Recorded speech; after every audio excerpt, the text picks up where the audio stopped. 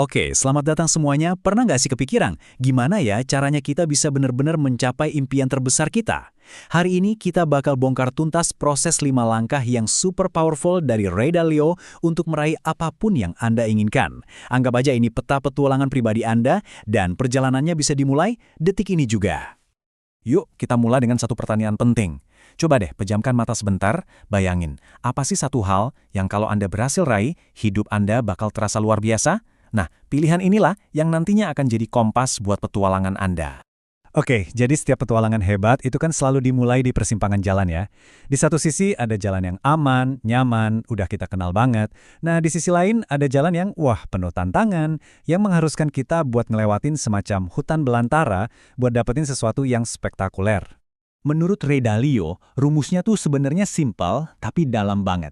Pertama, Anda harus punya mimpi yang besar. Terus, ini yang penting, dipadukan sama kesediaan buat menerima kenyataan apa adanya. Misalnya ya, ngaku aja kalau kita belum punya skill yang dibutuhin. Dan terakhir, ditambah tekad yang, baja banget buat terus maju apapun yang terjadi. Nah, ini nih soal mindset. Buat Ray Dalio, ketakutan terbesarnya tuh bukan gagal loh, tapi hidup yang gitu-gitu aja, yang biasa-biasa aja. Jadi intinya untuk meraih hal-hal besar, kita tuh harus berani ambil resiko. Ya, bahkan kalau itu artinya kita bakal jatuh bangun di tengah jalan. Oke, di setiap petualangan, yang namanya masalah itu udah pasti ada. Anggap aja itu bonus dalam paket perjalanan. Tapi jangan lihat itu sebagai rintangan ya, anggap aja itu petunjuk di peta Anda. Setiap masalah itu sebenarnya adalah kesempatan buat kita belajar dan jadi lebih kuat. Jadi, daripada kita lari dari rasa sakit, mau itu rasa frustrasi, kecewa, atau bahkan bingung, coba deh lihat itu sebagai semacam alarm. Alarm yang ngasih tahu kita, ada pelajaran penting nih di sini. Pelajaran yang justru akan bikin Anda jauh lebih tangguh buat perjalanan ke depan. Nah, ini dia mesinnya pertumbuhan pribadi. Rasa sakit plus refleksi. Jadi bukan cuma ngerasain sakitnya aja, tapi kita berhenti sejenak dan nanya, kenapa ya ini bisa terjadi? Apa yang bisa gue pelajarin biar nggak ngulangin kesalahan yang sama lagi? Jadi, gimana caranya kita mengubah refleksi tadi jadi kemajuan yang nyata? Ya, kita butuh peta. Nah, ini dia, proses 5 langkah super simple dari Dalio yang bisa Anda pakai berulang-ulang. Prosesnya ngalir banget kok. Pertama, Anda tetapkan dulu tujuan yang jelas. Terus, identifikasi masalah apa aja yang ngehalangin jalan Anda. Setelah itu, ini penting, diagnosis akar masalahnya, bukan cuma gejalanya. Baru deh, rancang rencana buat ngatasin itu, dan yang terakhir, ya lakuin eksekusi rencananya dan terus maju. Langkah ketiga ini, diagnosis, ini krusial banget. Seringnya kan kita cuma ngobatin gejalanya aja ya.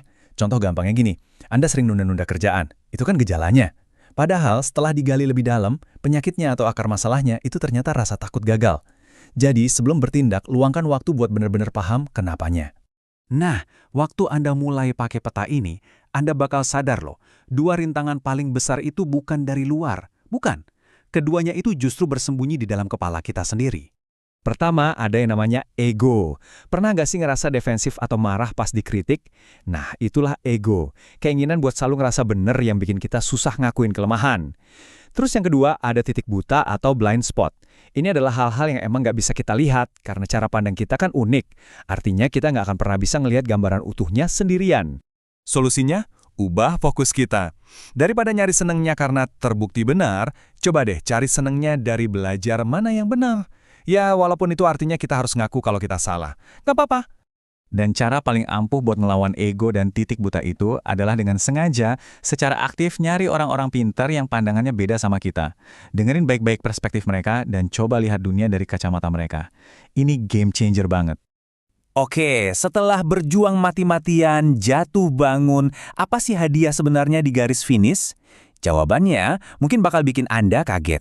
Ternyata, tujuan yang kita kejar itu, mau itu duit, jabatan, atau pencapaian apapun, itu bukan hadiah utamanya.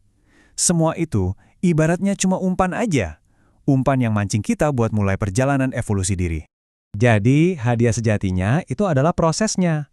Perjuangan kita menghadapi masalah, belajar dari kesalahan, itulah yang ngebentuk kita jadi versi diri yang lebih baik, lebih bijak.